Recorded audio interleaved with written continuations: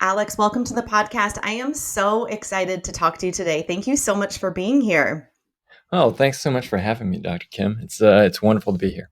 I am thrilled to talk to you because we're going to be talking a lot about your film In Your Dreams that is now streaming on Netflix.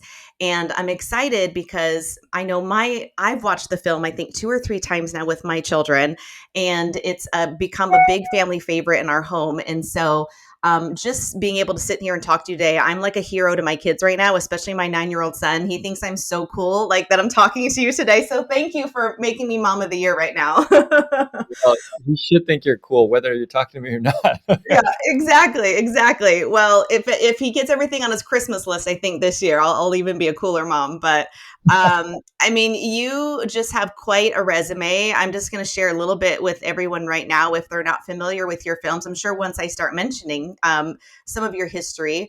But you were a story lead at Pixar Animation Studios. You were a director in development at Lucasfilm Animation, creator and executive producer of the Netflix original series Go Cory Carson, which we're huge fans of as well. And here's just a few films that you've contributed and helped with along the years: Wally, Cars 2, The Good Dinosaur, Finding Dory, and Incredibles 2. What a resume. Alex, I'm so just, what has that been like for you to just be part of such amazing films that have created such major impacts in families' lives all around the world? I mean, it's been amazing. Actually, I also worked on Ratatouille. That was my That first. is, yes. Thank you Um, for reminding me. That's another favorite of ours too. Yes, thank you. You yeah, did Ratatouille too. that's one of my favorite films. Yeah, I don't know. I mean, it's just been such a privilege. I think so much of my who I am as an artist and as a filmmaker today was really informed by my time at these big studios and working with just incredible artists and directors and filmmakers. So yeah, it was a tremendous education, and yeah, just a privilege to be able to work on films that had such a wide reach and also such an impact on families and kids. So yeah, it was very cool, Yeah, very cool. it is very cool. It is very cool. Yes. And again, I just know so many families know about those films and just have touched the hearts of so many, which is why I want to talk to you today about your new film, In Your Dreams. And I know this has been a concept that you've been working on for about a decade now. Walk us through a little bit about, where the concept came from for this film and how it came to life a little bit. Yeah, so I was at Pixar for about 10 years, working on all those films that you just named. And then in 2016, I had the crazy idea of leaving and starting a small little independent animation studio because I saw what Netflix was doing with some of their original series like House of Cards and Orange is the New Black. And I was just so shocked that a DVD mailing company could make a show that was that good. I think everybody was. And then obviously over the last 10 years, they've just, taken over the industry. But at the time, it wasn't obvious that that was going to happen, but there was something really exciting happening in the industry with what they were doing with streaming and originals. And so I pitched the idea to my friends, Stanley Moore and Tim Hahn, who also worked at Pixar. And I told them like, hey, I think there's going to be something big happening in the industry and we should like leave now so we can try and catch the wave when it happens. And to my surprise, they were crazy enough to do it. So we left. We called the company Cuckoo Studios because Crazy Studios just sounded stupid. Um, and then we spent that first year just kind of brainstorming ideas for TV shows and movies that we wanted to see that we felt like nobody else was making. And one of the ideas we came up with was an animated movie about the world of dreams. And there's been some great live action movies about dreams. I mean, Inception's sort of like the best one and the most famous one. But in the world of animation, at least in Western animation, that hadn't been tapped yet. Like that world hadn't been explored. And it was so shocking to us because dreams are such a universal human experience, right? Everybody across cultures dreams, everybody across time dreams. We still don't know exactly why we dream, which makes it great fodder for mythology and storytelling and fiction. And so we were like, how has nobody done this? And then once we started developing a story, we realized why nobody had done it, because it's really hard to give a dream movie stakes. It's kind of like when somebody shares a dream with you, like for them, it's so fascinating, but for you, you're just like, okay, this is so boring. I don't know where this is going. And Right. it's because, first of all, dreams don't always make sense. They're like illogical and there's no rules to the world. And then also, there's no stakes in a dream world, right? Like whatever happens in a dream, you just wake up and then it doesn't affect your real life. So we had a really tough time figuring out how do we connect what happens in the dream world with the real world. And the real innovation, what unlocked the story for us, was this idea that if you could find the Sandman, he could make your dreams come true. And suddenly we had a way to connect what these kids did in in the dream world with their real life. Then the question was, okay, well, now that we have a way to connect these two worlds, what is it that these kids want to, what dream do they want to come true? And the movies that I love, I grew up in the 80s, and the movies that I love are like, Hook, or like Labyrinth, or Back to the Future. Um, I'm the same. I'm the same. Though I grew up in the 80s too, and those are all very great films that I grew up on too. I love yeah, them. yeah, like Goonies was a big, like, pivotal movie for me. And those movies have this sort of big fantasy world element, but then they also have like a really grounded human story that's really emotional and really relatable. And so we had the fantasy and the spectacle of the dream world, but we needed to find a way to ground it with like a human story. And so I don't know why, but I just thought about my own family. And when I was a kid, when I was like 6 or 7 years old, my You just uh, said 6, 7, by the way. You did I notice did, that, I right? did, And you did the hand movements too. My kids will love that. but yeah, it's been happening. Like, doing some of these Q&As, and when I talk about that, that whenever there are kids in the audience, they go 6, 7. Yeah, exactly. Know what As it a was. mom, I couldn't help but notice that. I'm sorry. Please And it's continue. like, It just totally fine. I didn't know what it was, and I was like, "What's going on?" And then I looked it up. I was like, "Oh my gosh, it's totally like a thing." yeah, exactly. But yes, so when I was 6 or 7, my I woke up one morning and I found my mom sort of at the front door with her bags packed, and she, I didn't know what was going on, but she had to sort of gently explain to me, my brother, that she was leaving for a little while because she had to figure things out for herself and for our family. And obviously for a kid, that's like really confusing. It's really hard, and because your parents and your family is your whole life. And I remembered watching her pull out of the driveway and leaving, and just feeling like all I want in the whole world is for my mom to come home, and for like my parents to stay together, and for my family to be okay. Um, and so that is what, I told that story to my partners, and they were like, "That's really juicy. Like that's such a rootable want. Like everybody could get behind that." And it's such a relatable want, because like nobody's family is perfect, right? You know, Parents fight all the time, and so that's really the combination of that sort of personal story with this big fantastical dream world is what gave birth to this film. So yeah, that's sort of where it came from. Yeah, like you said, it's a very relatable story. Obviously, with marriage is hard. As a marriage and family therapist, I can say for sure. I tried couples therapy, being a couples therapist for a couple years, and it did not go well. And so I'm like, I'm switching to kids, because kids are so much more fun than working with marital disruption, because it is difficult. It gets ugly, and it's hard, and you're right. It disrupts families, and so again, just based on just the divorce rates that we have right now in our current culture, I mean, it's very prevalent. So I think that's what makes it so relatable. And I remember there's a scene in the film where the mom is leaving, and she's in the driveway, and the child's looking down at the driveway, and it's like that exact moment that you just described in your own personal life, where she drives away. Now, granted, she wasn't leaving, for a while. She was just going on a short trip. However, it was just when you said that, I remember that scene in the film, and there's a lot of moving parts in the film, and that I think trigger a lot of emotion in people. And I know there's plenty of children I worked with over the years in private practice that were their parents were going through some sort of separation, and they would turn to me, and just basically say that same thing. I just want my parents to get back together, or I know my parents can get back together. That was like their one and only focus and why they were coming to therapy and kind of Yeah. working through all those emotions. So it is definitely something I think children and parents can relate to.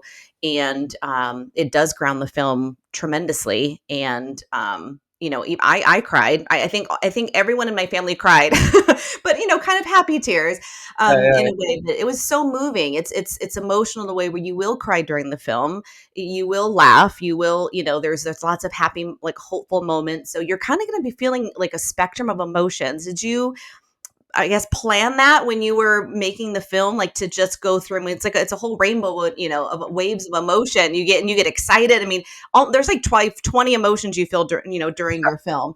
Did you plan it on purpose, or is it just, it's a roller coaster of emotions, but it's a lovely one. It's done so, so beautifully. oh, thank you. Yes, I did. I mean, I think, those are the types of movies that I love. Like, I love movies that where you go in and you're super entertained and you're laughing because the jokes are so funny and the characters are so funny and weird, and then also that there's like a real grounded human. There's like a lot of heart to it and there's a lot of pathos. Actually, the name of our company, on top of being like a play off of the word crazy, is, in Chinese, the word "ku" means cry. And so I was really inspired by, those Greek theater masks, where they Yes. have comedy and tragedy. Um, Yes. that's sort of the basis of storytelling. And so I thought, like, oh, that's great. Like, I want to tell stories that make people cry tears of laughter because they're laughing so hard, and then tears of pathos because they're feeling so deeply. Yeah. And so that's what we try to do at our studio. And that's, as a filmmaker and an artist, I love that sort of emotion, that rainbow of emotions. I love the way that you described it, Yeah. because that's why I love movies. Like, for some reason, I mean, you can tell me this because you're a therapist. I mean, you can tell me why this is the case, but I feel emotions more deeply and more viscerally when I'm watching a film than I do in real life. And it's very strange. And that's why I fell in love with movies, because it was a way for me to, like, feel and get in touch with certain emotions that I couldn't experience, or maybe wasn't safe enough to experience in the real world. But in the confines of a film, you're in the hands of a hopefully a great storyteller, and they can take you on this sort of emotional roller coaster and then leave you, hopefully at the end, if it's a happy ending, with a really positive feeling and emotion. And so, yeah, I was very deliberate. I really love, like, emotions, and the power that films have to evoke those really specific types of emotions in people. Yeah, it really is, like I said, beautifully done. And I think you hit on something there when you talked about being able to watch a film and, get that emotionality that comes out that maybe doesn't come out, let's say, in real life, because there's a separation there, right? There's we don't if it's too hard to deal with the emotions probably in real time. And so watching the film is almost therapeutic in a way, where you can express those emotions and you can laugh and cry and feel everything, but you're one step away from it. And that's actually why I love being a play therapist, is because a lot of children don't want to talk. They don't want to sit there and say, answer questions, how was your day, and tell you about it and what's going on in your life, even though you know exactly what's going on and how hard it is for them, but they don't want to sit there and talk to you. So I talk to them through puppets or a play telephone, and I call them up and say, hey, it's, so and so, your friend from, an imaginary friend maybe, and talking to them about their day.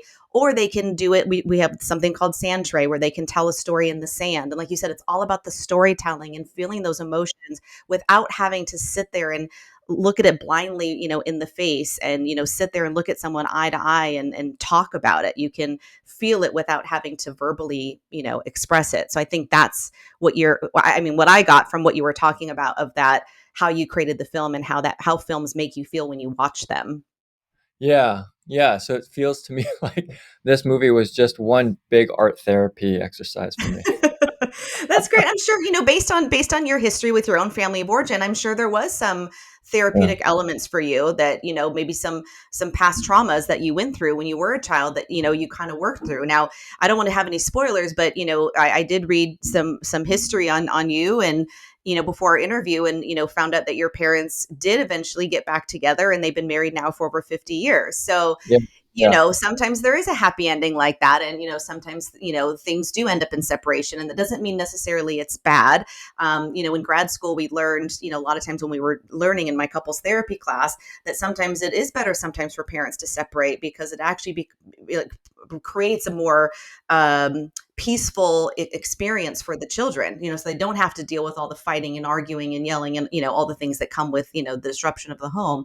So sometimes separation actually is more beneficial therapeutically for the children. So it just depends on the situation. But let's talk a minute about the sibling aspect of the film.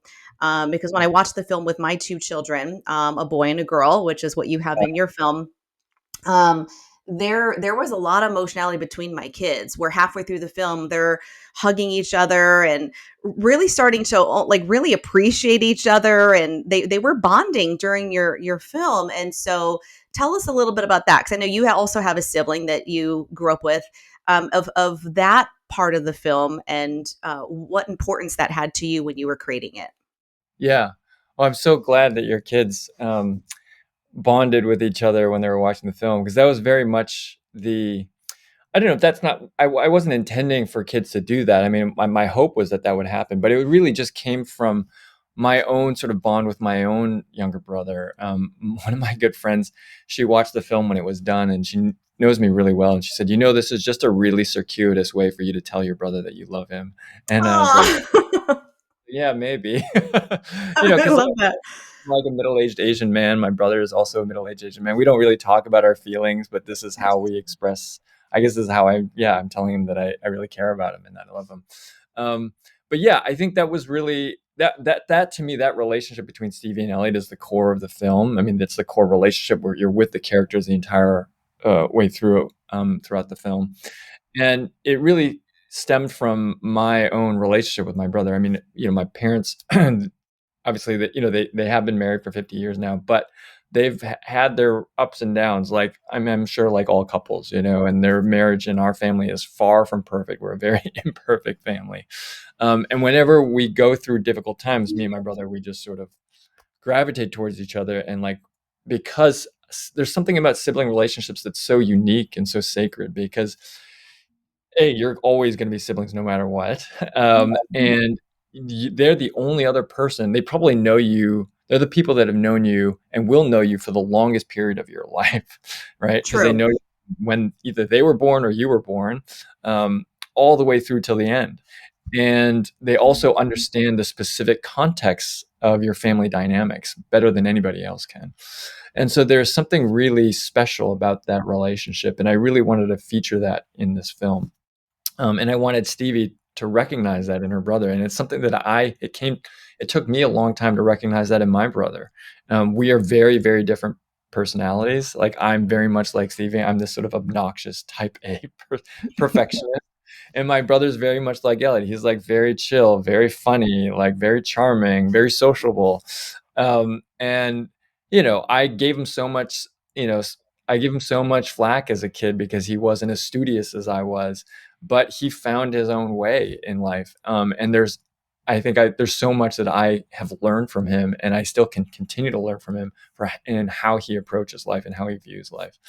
And so, yeah, so that's what I wanted. I wanted sort of Stevie to recognize that and realize that about her younger brother. And so it's so wonderful for me to hear that it sort of shaped and affected your kids, and hopefully helped your daughter appreciate her younger brother a little bit more. So Yeah, and I think especially because Stevie is the older sister, like my daughter, and then she has a little brother. And, again, something I deal with on a regular basis is helping parents navigate new children coming into the home. When there's a sibling who's usually a 2, 3, 4-year-old toddler, and then a yeah, new baby comes in, there's a lot of shifts that take place in, wait, I'm not the only child anymore. And, there's a lot of jealousy and, and so I think, appreciating that well, both siblings on both ends, but appreciating that younger sibling from the older perspective, I think is really powerful. And I don't want to give away any spoilers, but there is a claw machine scene that you have that my daughter literally cried. I mean, she literally was in tears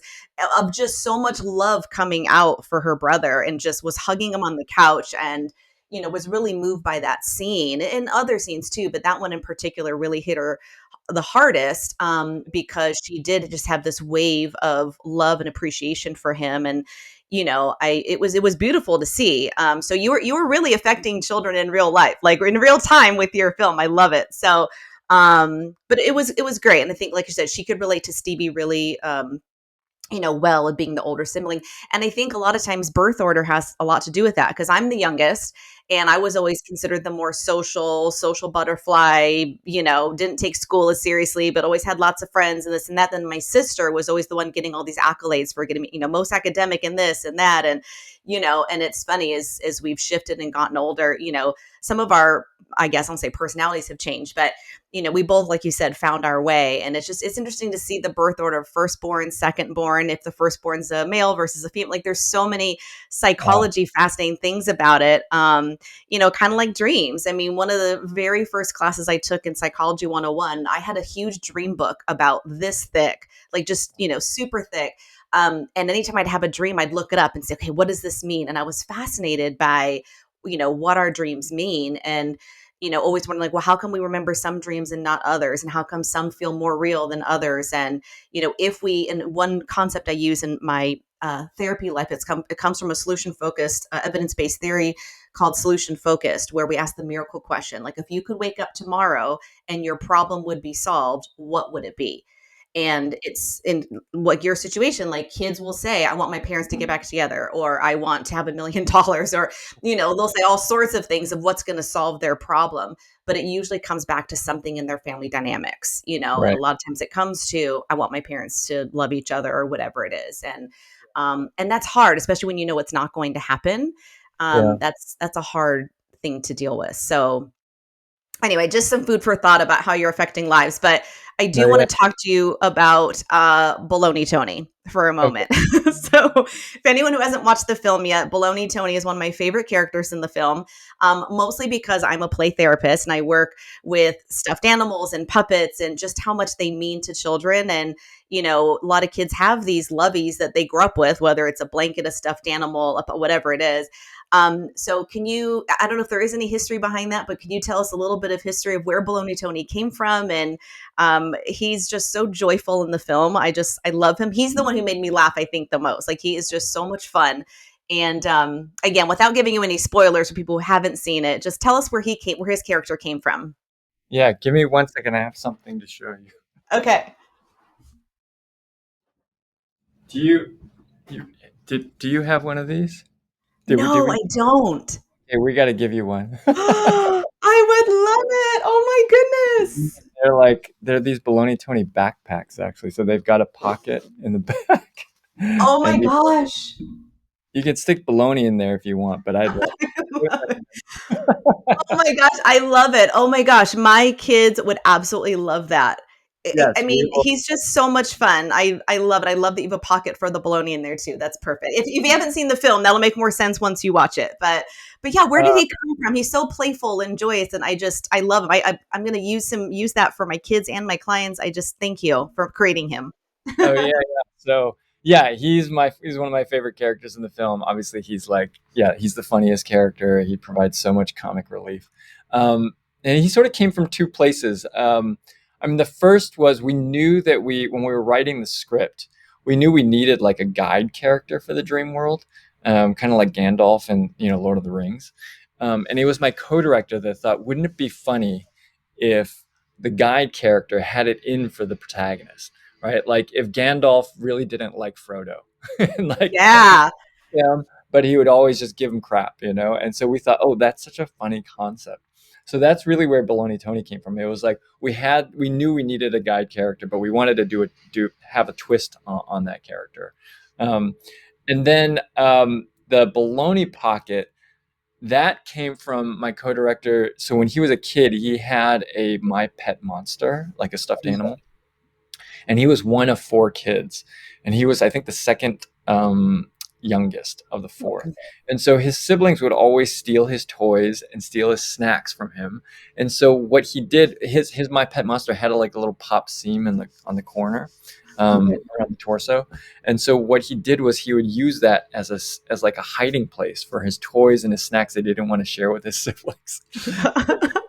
that's where the baloney pocket idea came from. And then the idea of Baloney Tony being this kind of gross, disgusting character, um, that was for me when I was a kid. Me and my brother, we had my aunt bought us these matching Santa Bear stuffed animals. Here, I'll show you what they look like. Oh, how Um, fun. but they, so here, let me see, where is it? Uh, oops. Um, yeah, so they were like these matching like Santa bears. They were like polar bears, so they were like pure white. Oh, here they are. So you can see this. Oh my goodness. Oh yes, I feel like I had one of those also. Yeah, they That were is really crazy. It looks so familiar. they were really big in like the mid to late 80s. Um, Yeah. anyways, we had matching Santa bears, but my brother occasionally when he was a kid he would have bloody noses, and so he had a bloody nose one night, and then he stained the rear end of his Santa bear. So you Oh can no. imagine what it looked like. Oh So no. so I would I was the older sibling, so I would torture him, and I nicknamed his bear Butthole Bear, and Oh it drove no. him crazy. It drove him crazy. He hated it, but he still loved that bear so much because it was his, and he would still sleep with it every night and carry it with him wherever he went, even though it was this like gross, disgusting thing. And I just thought there was something so beautiful about that. Like he despite how messy and imperfect this thing was, he still loved it. And that's really the thematically like what Stevie needs to learn in the film. Like she needs to embrace the messiness of life and the imperfection of life. And so, yeah, I just thought that was such a beautiful metaphor. And so we wanted to put him in there. And that's really what Stevie learns from Elliot. And when she embraces Baloney Tony at the end, she's sort of embracing the messiness of life. So that's sort of where his character came from. Right. And I love, and again, I don't want to give any spoilers, but I love how he finally calls her actual name at the end.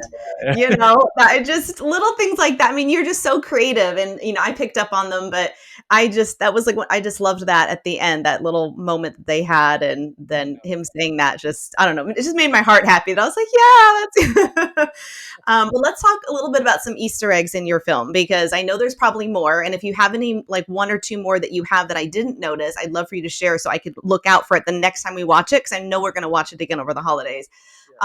So again, going back to you being the creator and executive producer of Go Go Cory Carson, that is now streaming. Well, it has been streaming for years on Netflix. Yeah. Again, huge fans. My son noticed a Go Go Cory Carson sticker on Elliot's helmet earlier, like early on in the film, and then again it came at later in the film. And then a nod to some anime, a little bit of different animation at the end, which I loved. Yes. And the last one I noticed, I guess, or just, maybe just meant something to me because I grew up in the 80s, also is to one of my favorite bands called Metallica. Yes. Of course, him being the Sandman, and it's Yeah. funny 'cause when I first heard Sandman, that was one of the first things I thought of earlier in the film, and it wasn't until the end where I, heard a little bit of their, famous song. But just, obviously, I don't know if you're a fan of Metallica or where that came from, or if that there's like association with there. I'd love to hear about that, and if there's another Easter egg that you would mind sharing with us, just so when everyone listens to this and then go watches the film, they can look out for some of those Easter eggs. Yeah. So I'm so glad. I'm very impressed that you caught all those things. Oh, thank you. So there are a couple Easter eggs for Gogo Corey Carson in the film. The one is the sticker on the helmet. There's also a Gogo Corey Carson poster on Elliot's side of the room, Yes. um, and then there's another sticker on his bed. And so Yes. our thinking was that Elliot, he's probably like 8 or 9 years old, like your son Like is. my son. Yeah. And so we were thinking, oh, he probably grew up with the show and really liked it. So he had the stickers, he had the toys, and he had the posters. So he would put those things up in his room. So we felt like there was like a character logic to it that made sense. And then also it was a fun Easter egg for anybody who noticed, who knew our work before. Yes.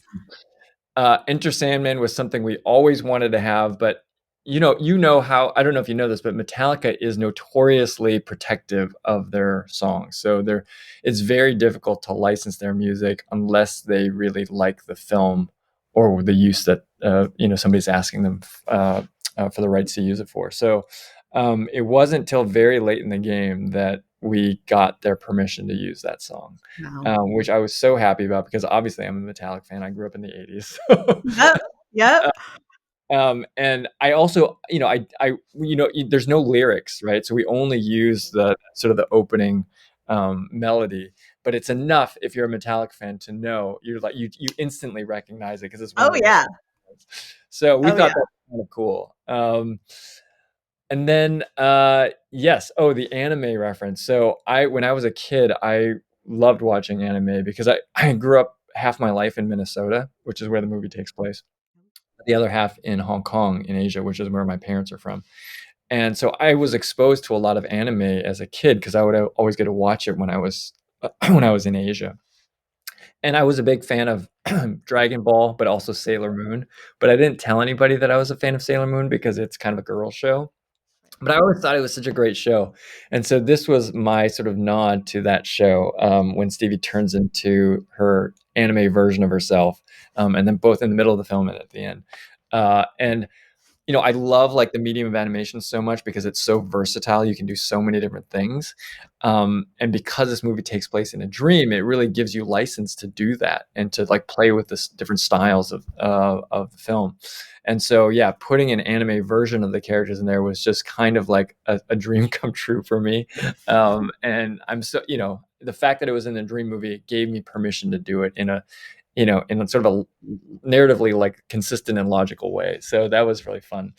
Um, so an Easter egg that most people won't know about, except my small circle of friends, is Junbei. The store clerk that Yes. steals the Yes. crow. So he's based off of one of my really close friends from high school, whose name is Junbei, and his personality is very much like Junbei's character in the when he was in high school, he had the hair and everything, and like he was kind of a heartthrob. All the girls liked him. So yeah, he's based off of one of my really good friends, and he didn't know that until he saw the movie. So Oh, no. I invited him to the premiere, which was like 2 months ago or something, or no, a month and a half ago. I mean, I told him like, hey, there might be something in there that you're gonna like, and he watched it, and I wasn't sitting next to him in the theater, but all of my other friends were, and they just cracked up when he showed up on screen. That is a nod to one of my good friends. I love that. That is so that I love that they were completely surprised by it, like in real time on the big screen. I mean, that's in the premiere. That's amazing. Well, you just did such a wonderful job. This is why I love talking to a filmmaker because you really get the behind the scenes look and in depth look about how the film was conceptualized and how you were able to develop it into such a beautiful film. The animation is beautiful. The storyline is beautiful. It's playful, it's emotional, it's relatable, it's everything you want in a movie. So if anyone hasn't watched it yet, In Your Dreams, it's now streaming on Netflix. And it has been streaming on Netflix for a little while, about a month or so, right? And it'd be such a great movie to watch over the holidays. And if you've already watched it, watch it again and look for those Easter eggs we just talked about. If you haven't noticed them before, like you'll definitely see it the second or third time around. And it's such a great family film. It's a great film to watch as a family. And I highly, highly recommend it. It's definitely one of my top favorite films right now. And so, Alex, congratulations on the film and all your success with it. It's truly deserved. You just did such a wonderful job. Oh, thanks so much, Dr. Kim. Yeah, it was wonderful being on the show, and yeah, I mean, we deliberately released it around the holiday season because the film to me feels like a warm hug, and so It um, is. what better season to have a warm hug than over the holidays? So It yeah, really is. That's a great way to put it. A warm hug. I love that. yeah, I hope people like it, and yeah, thanks so much for having me on the show. It was Well, really thanks for wonderful. being here. Thanks for being here. Everyone go watch the film. It's amazing. Everyone go watch. Thanks, Alex. All right.